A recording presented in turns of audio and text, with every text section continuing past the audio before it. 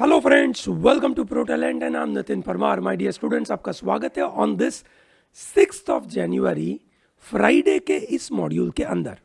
ये वीक का हमारा 5वां मॉड्यूल है एंड आई एम श्योर ये वीक में आपने बिल्कुल मज़ेदार तरीके से नई नई चीज़ें हमारे साथ सीखी होगी। दोस्तों, जो जो भी इस वीडियो को देखने आ गए, फटाफट अच्छी इमोजी लगा दीजिए। फटाफट ये बता दीजिए कि अभी तक के सभी मॉड्यूल आप देख चुके हैं कि नहीं।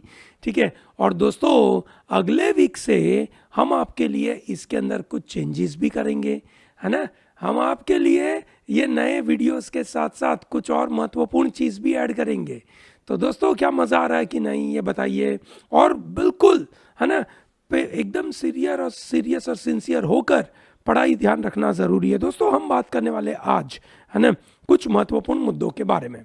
जैसे आज का पहला करंट अफेयर का मॉड्यूल हम आपके साथ बात करेंगे दैट डेसेनियल सेंसस, 10 साल में एक बार होने वाला सेंसस को अभी सितंबर तक डिले कर चुके हैं। दोस्तों, आपको इस न्यूज़ के साथ क्या क्या चीज़ें पता होनी चाहिए ये मैं पहले बता देता हूँ। सबसे पहला आपको ये पता होना चाहिए दैट 2021 तक, मतलब 2021 का तो सेंसस हुआ नहीं है अभी तक, तब तक इंडिया में 16 सेंसस हो चुके हैं। 1872 से सबसे पहला सेंसस हुआ था, 1872 में ब्रिटिशर ने किया था और उस समय पे वाइस रॉय लॉर्ड मेयो थे। ठीक है। The first complete census was taken in 1881। 1949 के बाद ये सेंसस गवर्नमेंट ऑफ इंडिया के द्वारा registrar of general and census commissioner of India under ministry of home affairs करने लगे। भारत में सबसे पहला 1951, इंडिपेंडेंट भारत में सबसे पहला 1951 में सेंसस हुआ। अब बात ये हो रही है कि इंडिया ने 2021 में सेंसस को डिले कर दिया था। ऑब्वियसली एक पेंडेमिक आ गया था, फिर उसके बाद क्यों नहीं किया, बोला वैक्सीन लगाना लोगों का बाकी है ना। चलिए, ये भी बात हम समझ लें। अब इन्होंने उसको डिले किया है सितंबर तक। सितंबर तक इसलिए किया है ताकि they want to freeze the boundaries with respect to district, sub district, उसमें जो चेंजेस करने हैं वो करने के लिए बिल्कुल तैयार है। चलिए, बढ़िया। अब ये सितंबर 2023 तक इसको डिले तो किया हुआ है। अब हम एक्सपेक्ट कर रहे हैं कि 2024 में, बिल्कुल ध्यान रखना, in 2024 we are expecting general election which may possibly take place in the month of March, April और मई। ठीक है। मार्च, अप्रैल, मई में अगर जनरल इलेक्शन होगा और सेंसस करना है तो सेंसस में तो लंबा टाइम चाहिए। ठीक है। तो क्या सेंसस इस बार हो पाएगा? अगर शॉर्टर ट्वीकिंग किया गया तो हो पाएगा, नहीं तो नहीं हो पाएगा।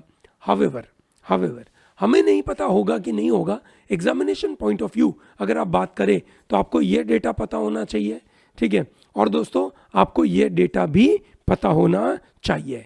Coming to one of the very important item connected to right to strike, Kerala high court ने बड़ा महत्वपूर्ण जजमेंट दिया that there is no constitutional protection available for staff who are taking part in the strike. Right to strike को क्या हम freedom of speech और expression का part मान सकते हैं? आर्टिकल नंबर 19 में इंक्लूड करके हम ये डिमांड कर सकते हैं कि नहीं, मुझे तो स्ट्राइक करने का अधिकार है क्योंकि मेरे पास freedom of speech and expression है। कोर्ट का कहना है that right to strike is not a fundamental right. The word strike comes from stricken to go, which means to quit or to dispute a particular activity, primarily a trade. ठीक है। So that is one of the very important mechanism for the employees to convince or to ensure that their employers get convinced. Why do they expect them to get convinced? Because they want economic justice. Economic justice के लिए ये बड़ा महत्वपूर्ण और final resort माना जाता है कि ये अगर आपने स्ट्राइक कर दिया तो अब इसके अलावा सामने वाले बंदे को आपकी बात मानने के अलावा तो कोई रास्ता ही नहीं है। पर ये कोई आपका फंडामेंटल राइट नहीं है, यह आपका स्टैट्यूटरी राइट है। This is coming from a law है ना, which is industrial and disputes act 1957, उसके द्वारा आता है, ना कि कॉन्स्टिट्यूशन के द्वारा आता है, और ना कि ये आर्टिकल नंबर 12 से 35 के बीच में, that is part 3 of constitution में डाला गया है। आर्टिकल नंबर 12 से 35 part 3 which is about fundamental right, उसमें राइट टू स्ट्राइक नहीं है। जब ये राइट टू स्ट्राइक नहीं है, ठीक है, तो उसका ये मतलब है कि कोई एम्प्लॉई, स्टेट गवर्नमेंट का एम्प्लॉई, है ना, कोई राइट मांगे कि भाई मुझे तो स्ट्राइक करनी है, ठीक है, उसका वो लीगल अधिकार मांगे तो वो शायद ना भी दे और उसको अनकॉन्स्टिट्यूशनल बोल सकते हैं। ये सर नो दोस्तों, बात समझ में आई? ठीक है, तो दोस्तों ये जब एम्प्लॉइज, है ना, एक मतलब सैंपल पेपर के अंदर कंसोर्शियम ने इस लीगल राइट टू स्ट्राइक के साथ बहुत मजेदार से एक पैराग्राफ दिया था विच यू शुड नो, ठीक है। सो इन्होंने, केरला हाई कोर्ट ने इस बात को बोल दिया कि जो 28 मार्च और 29 मार्च 2022 में जो एक नेशनल स्ट्राइक लगाई गई थी उसको अनकॉन्स्टिट्यूशनल बोल दिया, और एम्प्लॉइज उस स्ट्राइक में पार्टिसिपेट करेंगे तो उनको कोई अधिकार मिलेगा नहीं, ऐसा उन्होंने बोल दिया। समझ में आया दोस्तों? स्टैट्यूटरी राइट है ना, कॉन्स्टिट्यूशनल राइट नहीं है। कॉन्स्टिट्यूशनल राइट मतलब कॉन्स्टिट्यूशन में तो लिखा ही नहीं है, और फंडामेंटल राइट भी नहीं है। फंडामेंटल राइट इसलिए नहीं है क्योंकि वो पार्ट 3 ऑफ द कॉन्स्टिट्यूशन में लिखा नहीं है। ठीक है दोस्तों, कल हमने एक बहुत मजेदार से ओरिएंटेशन क्लास की शुरुआत करी थी। 5 जनवरी से हमारा नया बैच चालू हो चुका है। आज एक और सेशन है उसका, आप अगर उसको ज्वाइन करना चाहते हैं तो उसका अलग से अनाउंसमेंट मैं करूंगा और आप सीधा लिंक के द्वारा उसको ज्वाइन कर सकते हैं।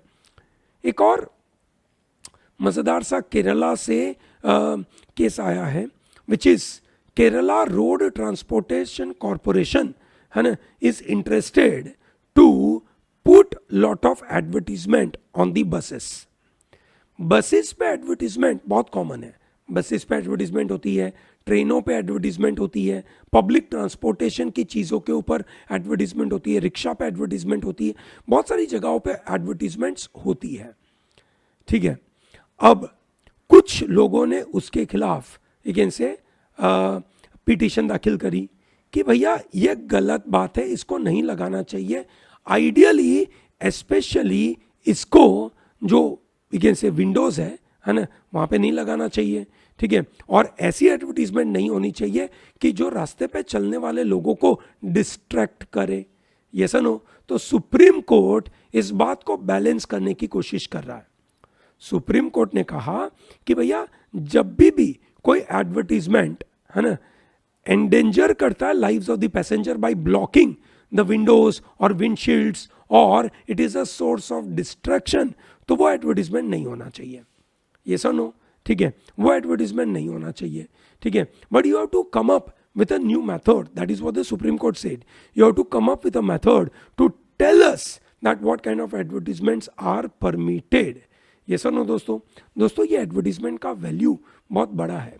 मंथली रेवेन्यू स्टेट ट्रांसपोर्टेशन को इन एडवर्टीजमेंट से आ सकता है करीबन 1.5 CR से 2 CR से लेकर 5 CR डिपेंडिंग अपॉन दी से state and depending upon the population. समझ में आया दोस्तों? बहुत बड़ा अमाउंट है। सालाना हम बात करें करीबन 12 से 20 करोड़ रुपयों का ये बातें हो रही है, तो 12 से 20 करोड़ रुपया कोई भी गंवाना नहीं चाहेगा। Yes or no? And therefore they will definitely put advertisements on the buses, but within certain restrictions. This is very important.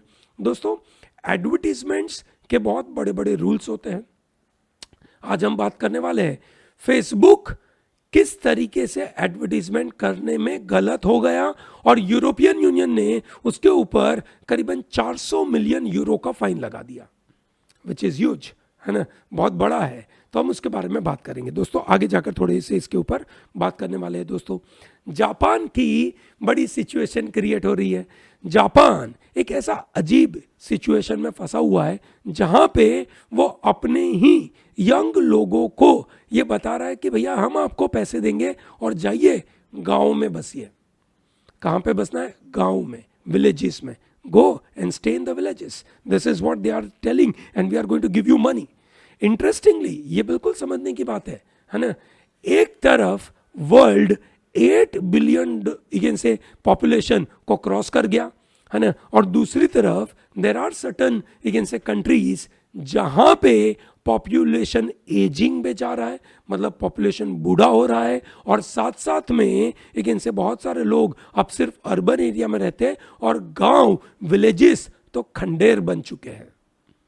Japan उसी का बड़ा एग्जाम्पल है। जापान, कनाडा, इटली, बड़े बड़े प्रॉब्लम है जहां पे गांव विलेजेस पूरे खंडेर बन रहे हैं।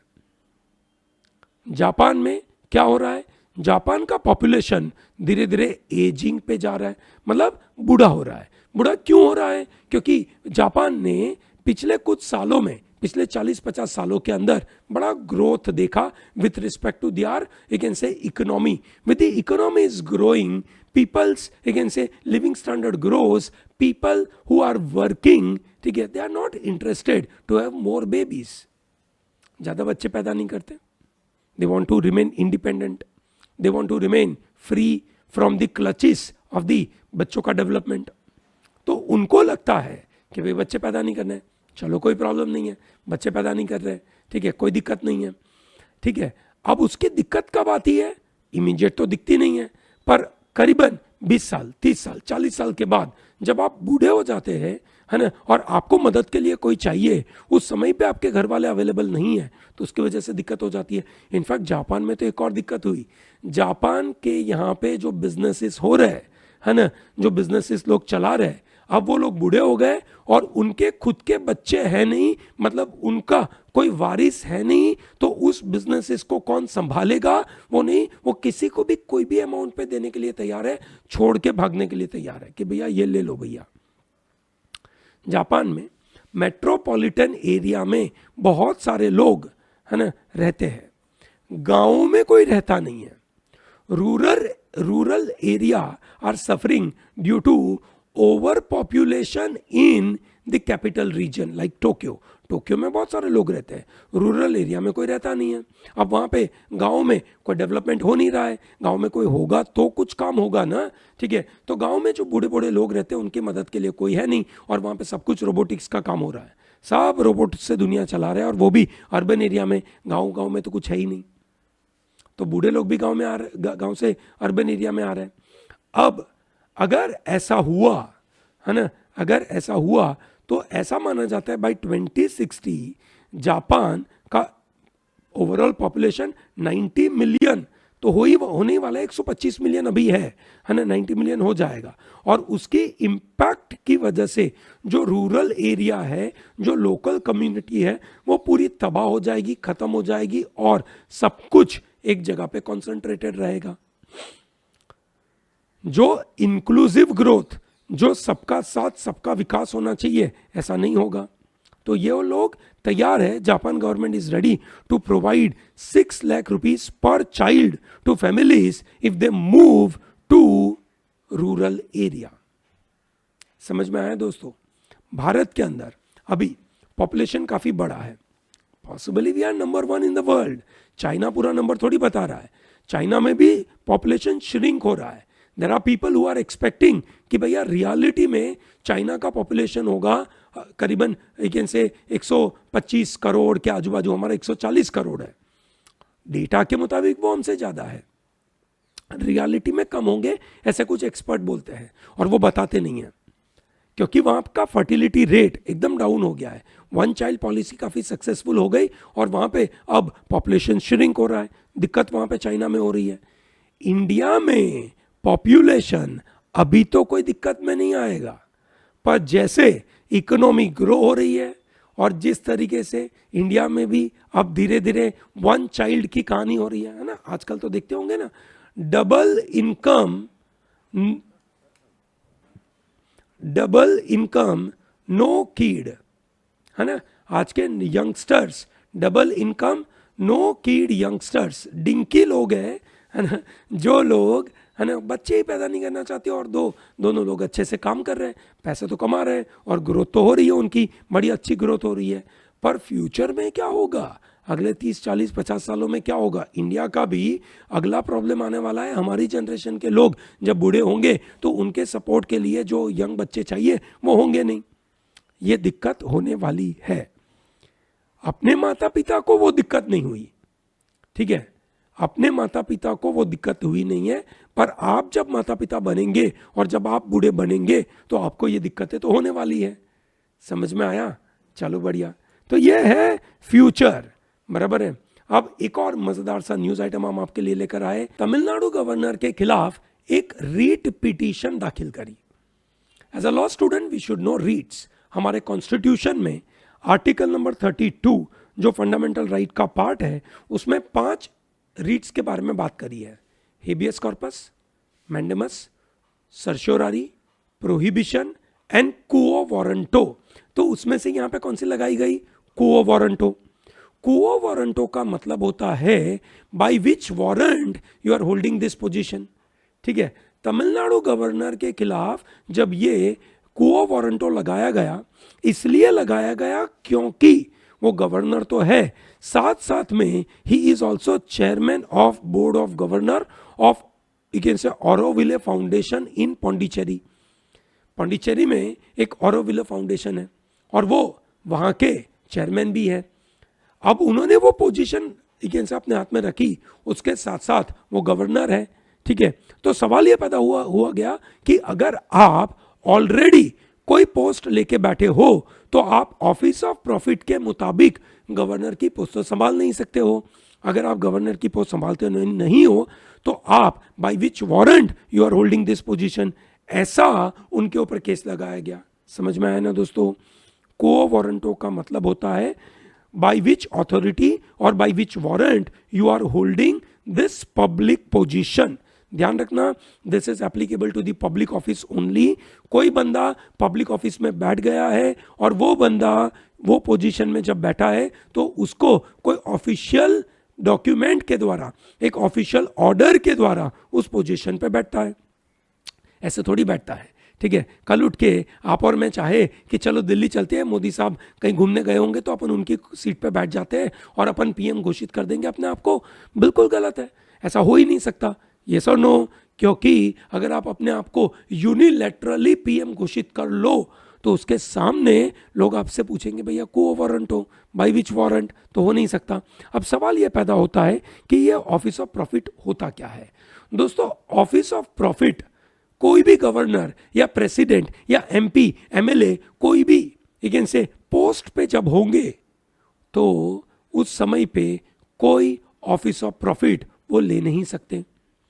ऑफिस ऑफ प्रॉफिट का मतलब होता है कि they are basically they are holding one government position and they are, you can say, holding another government position due to which there is a conflict between their duties and interest in both the organization. They may misuse power of one office on the other part. समझ में आया दोस्तों? ये constitution के basic feature में define किया गया separation of power के विचारों के मुताबिक बिल्कुल सही बात है। सेपरेशन ऑफ पावर तो होना चाहिए ना, जो लेजिस्लेचर है और जो एग्जीक्यूटिव है वो दोनों ओवरलैपिंग तो नहीं होने चाहिए। तो जो लॉ मेकर है they should not hold office of profit which is an executive body. समझ में आया दोस्तों? ठीक है। तो इस ऑफिस ऑफ प्रॉफिट, क्योंकि गवर्नर साहब is holding a position, that's an office of profit. ठीक है, समझ में आया? अब मद्रास हाईकोर्ट ने बोल दिया that case against Tamil Nadu governor not maintainable. उन्होंने उसको बोल दिया इट इज नॉट मेंटेनेबल। क्यों मेंटेनेबल नहीं है? तो उन्होंने कहा that you can say governor के खिलाफ ये केस नहीं हो सकता, ठीक है, कुड नॉट बी एंटरटेन, ये पूरा का पूरा पिटीशन एंटरटेन नहीं किया जा सकता in the view of the immunity enjoyed by the governor under article number 361 of the constitution. ठीक है, और इसकी वजह से उन्होंने इस रीट पिटीशन को एक्सेप्ट करने से मनाही कर दिया। समझ में आया दोस्तों? आर्टिकल नंबर 361 के द्वारा गवर्नर के खिलाफ, गवर्नर के पास इम्यूनिटी है। इम्यूनिटी का मतलब होता है कि उनके खिलाफ जब वो पोजीशन पे हो तो उनके खिलाफ कोई केस नहीं हो सकता है। समझ में आया दोस्तों? चलिए बढ़िया, आगे बढ़ते दोस्तों। कल हमने बात करी थी supreme court was going to hear the petition of Haldwani resident, ठीक है, facing eviction after high court order. Uttarakhand high court ने इनको ऑर्डर दे दिया था कि भाई निकलो, है ना, तुम्हारे पास कुछ दिनों का टाइम है, निकल जाओ। कोर्ट ने कहा कि बहुत सारे, सुप्रीम कोर्ट में ये बात पहुंची थी, सुप्रीम कोर्ट ने कहा that there are so many residents who are living on this land for the last 50 to 70 years, they cannot be uprooted overnight and they suggested rehabilitation plan, और उन्होंने high court के ऑर्डर के ऊपर stay लगा दिया। Yes और no? समझ में आया दोस्तों? हाईकोर्ट के ऑर्डर पे स्टे लगाना और हाईकोर्ट के ऑर्डर को अपहेल्ड करना, ये हमने कल सीखा था, याद है कि नहीं दोस्तों? ये ध्यान रखें, आगे पाठ पीछे सपाट ऐसा नहीं होना चाहिए। पढ़ो और अच्छे से पढ़ो और पीछे की चीजें याद रखो, दैट इज इंपॉर्टेंट। तो स्टे लगाना, अपहेल्ड करने का क्या मतलब है, कमेंट बॉक्स में बताओ जल्दी, ठीक है दोस्तों? बड़ा महत्वपूर्ण मुद्दा था। हल्द्वानी केस एग्जैक्टली क्या है, ये लैंड डिस्प्यूट है क्या दोस्तों? ये लैंड डिस्प्यूट आया फ्रॉम रेलवेज। 1907 के गवर्नमेंट रिकॉर्ड के मुताबिक, ठीक है, ये जो एक से गफूर बस्ती थी, जगह का नाम था गफूर बस्ती, ठीक है, गफूर बस्ती के लोग बोलते हैं कि ये जगह हमारी है क्योंकि हम वर्षों से 1907 के एक गवर्नमेंट डॉक्यूमेंट के मुताबिक हमने ये जगह परचेज करी है, सेल डीड लिया है, लीज के द्वारा ये जमीनें हमारे पास ली है, और ये 1907 के रिकॉर्ड के मुताबिक है। चलिए मान लेते हैं उनकी बात, है ना। उन्होंने बोला कि ये नजूल लैंड है, नजूल लैंड का मतलब है गवर्नमेंट की लैंड है, नॉन एग्रीकल्चर लैंड है, but it is for the public purpose and now we are claiming on it, we are part of it, ठीक है। ऐसा उन्होंने 1907 का इनसे वादा बताया। सामने गवर्नमेंट की तरफ से, दैट इज रेलवे की तरफ से, रेलवे ने बोला कि 1959 के नोटिफिकेशन के मुताबिक, 1959 के रेलवे के नोटिफिकेशन के मुताबिक railway is entitled to this particular land. तो ये अलग अलग जगह के ऑर्डर आए हैं, और अलग अलग जगह के ऑर्डर को समझना कैसे, वो तो भैया जज का ही काम होगा, है ना। वो जज ही बता पाएंगे कि कौन से ऑर्डर के ऊपर ध्यान देना है। हावेवर हाईकोर्ट के जज ऑफ उत्तराखंड ने बोला कि हम इस ऑर्डर को मानते हैं 1959 में जो से डिसीजन आया था, और जो रेलवे का ऑर्डर था, वो ऑर्डर हमें बताता है कि रियलिटी में वो जगह किसकी है, क्योंकि उसके पहले ही 1959 में ऑर्डर आने के पहले वहाँ पे रेलवे लाइन बन चुकी थी, और रेलवे लाइन का मतलब हो गया कि आजू बाजू की जगह रेलवे की है, और 1959 के ऑर्डर में तो क्लियर कट बोला हुआ है। तो we are not going for this 1907 का आप लोगों के पास, मतलब जो पब्लिक के पास जो ऑर्डर है, हम उसको नहीं मानते। हमारे पास तो ऑफिशियल गैजेट नोटिफिकेशन तो रेलवे की है, हम उसी को मानेंगे। इस तरीके से उत्तराखंड हाईकोर्ट ने यह जजमेंट दे दिया। समझ में आया दोस्तों? और सामने सुप्रीम कोर्ट ने बोला कि भैया ये तो गलत बात हो गई। कुछ कुछ लोग तो 50-70 सालों से रहते हैं और आप एक दिन में उनको निकालने की बात कर रहे हो, गलत बात है, ऐसा नहीं हो सकता। आपको उनको रिहेबिलिटेशन प्लान देना पड़ेगा, उसके बाद आप उनको निकालो तो बात बराबर है। दोस्तों, कौशल Kishore versus state of Uttar प्रदेश का जो केस है, वो अगले कुछ सालों में, लंबे सालों तक बड़ा महत्वपूर्ण केस बनेगा in the name of freedom of speech and expression. दोस्तों, freedom of speech and expression के ऊपर ये एक बेंचमार्क जजमेंट बनने वाला है, Kaushal Kishore versus state of Uttar Pradesh. बिल्कुल नाम याद रखना, आपके एलेट और क्लैट के एग्जामिनेशन के अंदर यह पक्का सवाल पूछा जाएगा, आपको पता होना चाहिए कि इस केस का नाम क्या है। बहुत मजेदार सा केस हुआ था freedom of speech and expression के ऊपर।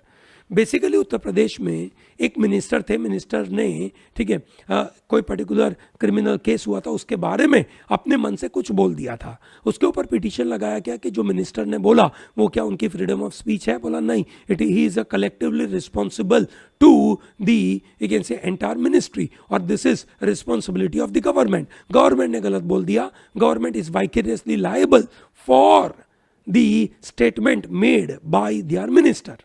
सही बात है ना? गवर्नमेंट है, गवर्नमेंट का एक मिनिस्टर है, मिनिस्टर ने कुछ गलत बोला तो उसकी वजह से वाइकेरियसली स्टेट लायबल होना चाहिए। आपको वर्ड पता है ना, वाइकेरियसली लायबल, वाइकेरियसली लायबल, ये वर्ड पता होना चाहिए। What do you mean by vicariously liable? Vicariously liable का मतलब हो गया कि अगर आप एक कंपनी चला रहे हो, आप एक एम्प्लॉयर हो और आपके एम्प्लॉय ने कोई गलती कर दी तो एम्प्लॉय की गलती की वजह से आप जिम्मेदार हो, विच इज वाजिब है, विच इज लॉजिकल है, क्योंकि एम्प्लॉय आपके कहने पे सब कुछ काम कर रहा है। ठीक है, अब फिर देखना पड़ता है कि क्या एम्प्लॉय ने सही में कुछ गलत काम किया, सही काम किया, वो देखना पड़ता है। ठीक है, तो यहाँ पे हिंदू एडिटोरियल ने भी बहुत अच्छी तरीके से बताया that supreme court is right in not adding to curbs on the freedom of speech. Freedom of speech में जो ऑलरेडी कर्ब है, जो ऑलरेडी रिस्ट्रिक्शंस है, क्या वर्ड है, कर्ब्स, ऑलरेडी जो रिस्ट्रिक्शंस है, ठीक है, जो रिजनेबल रिस्ट्रिक्शंस है, उसके ऊपर सुप्रीम कोर्ट ने वापस कोई रिस्ट्रिक्शन लगाया नहीं। उन्होंने बोला वो तो बराबर है, और अगर नए रिस्ट्रिक्शन लगाने वो पार्लियामेंट लगाएगा, हम नहीं लगा सकते। समझ में आया ना दोस्तों? ठीक है, ये सुप्रीम कोर्ट ने कहा था।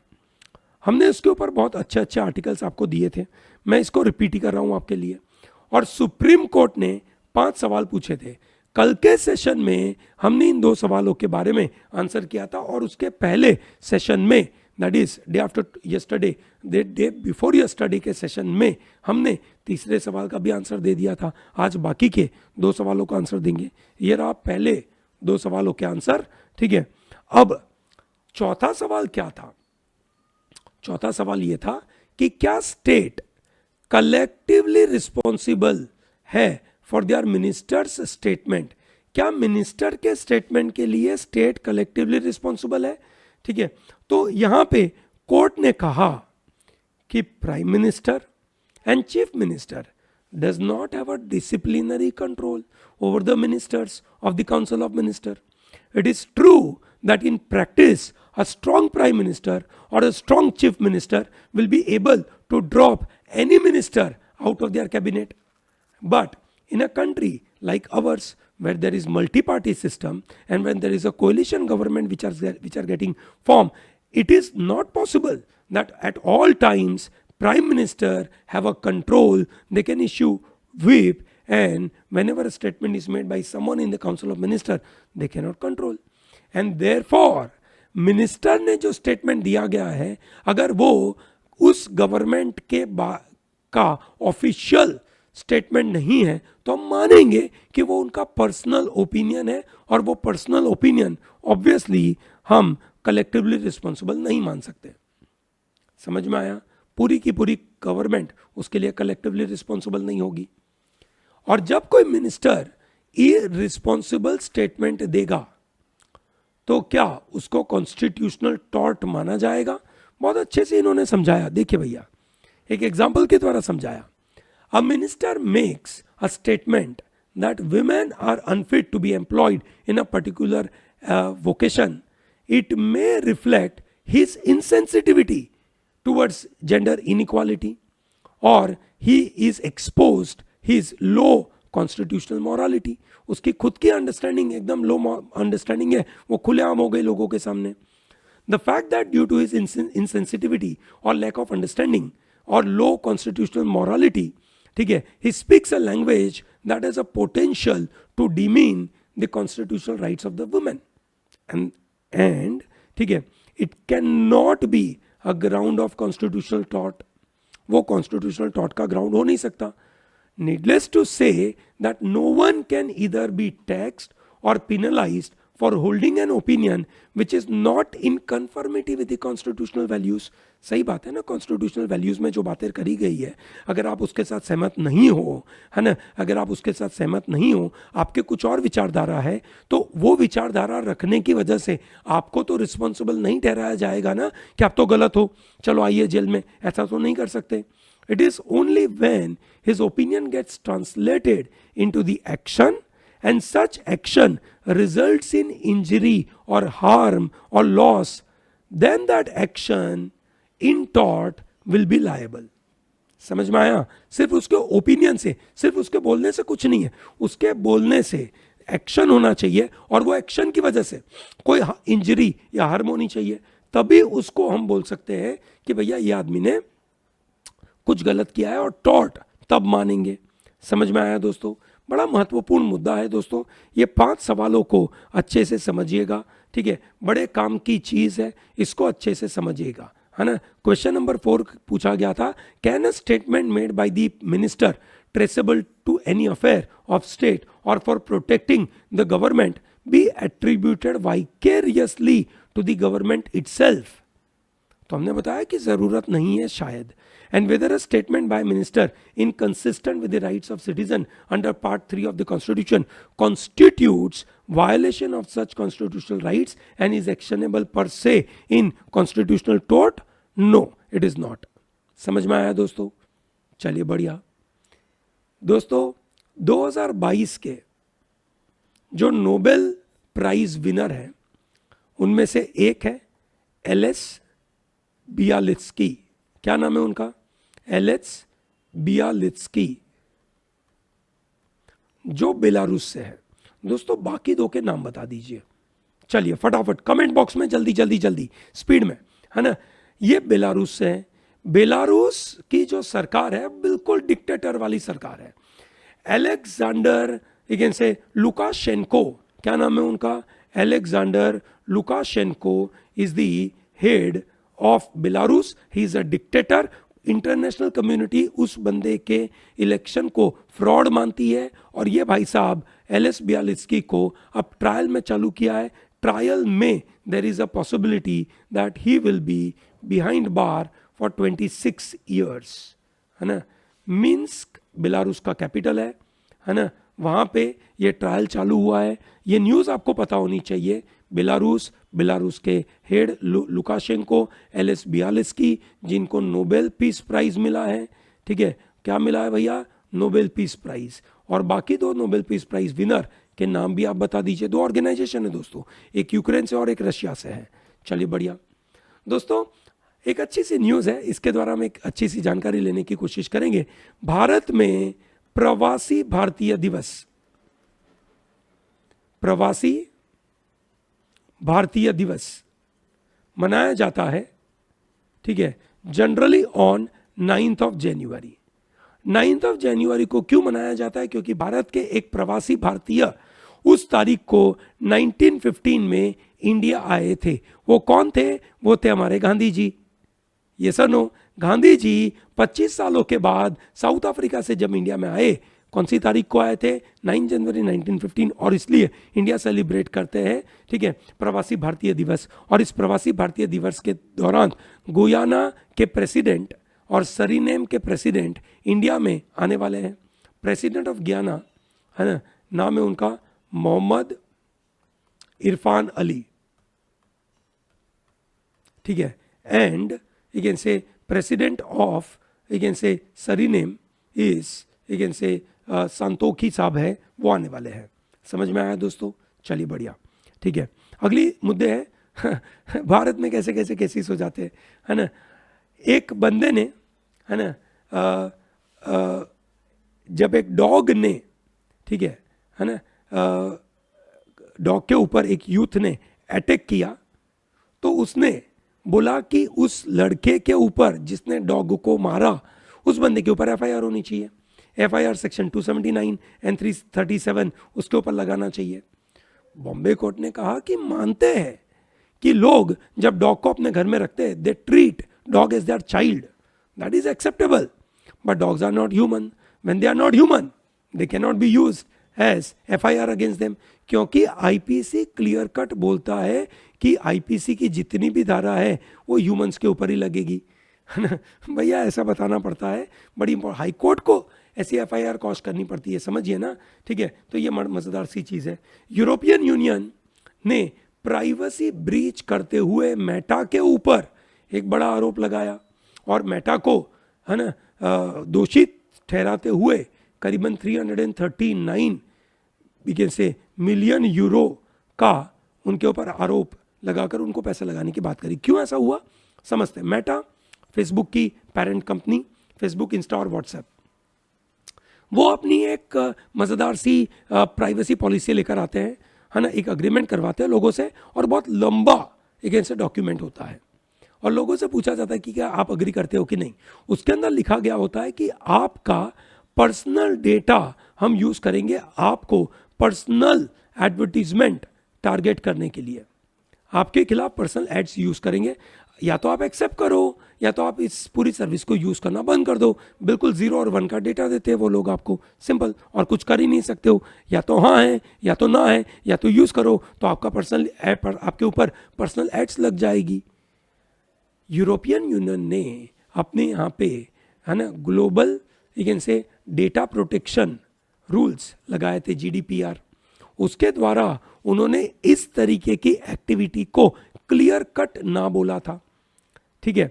और इसके द्वारा अब मेटा दोषी पाया गया कि आपने लोगों को जानबूझ के फंसाया और जानबूझ के उनका डेटा लिया और वो डेटा आप यूज करते हो और उस डेटा की वजह से लोगों को नुकसान हो रही है, आपको इतना पेमेंट करना पड़ेगा। अब इसकी वजह से मेटा को 5 से 7% का रेवेन्यू लॉस होने वाला है, ठीक है, विद द एड्स। और एनीवे मेटा वैसे ही बर्बाद होने के कगार के ऊपर खड़ा है, ठीक है।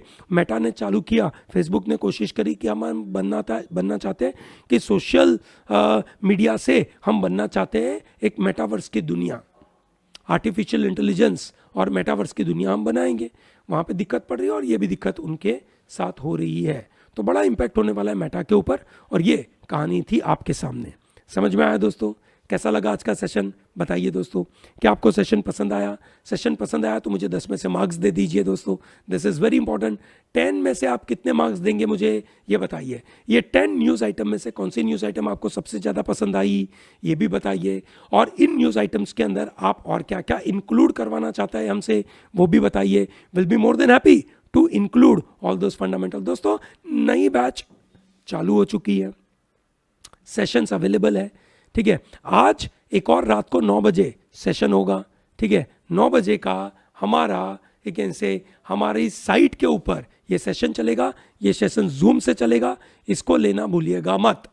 Is that comfortable to everyone? Great, thank you very much for watching this. Don't miss out to like this video, subscribe our channel and tell to large number of people to be part of Pro Talent. Thank you, have a good day.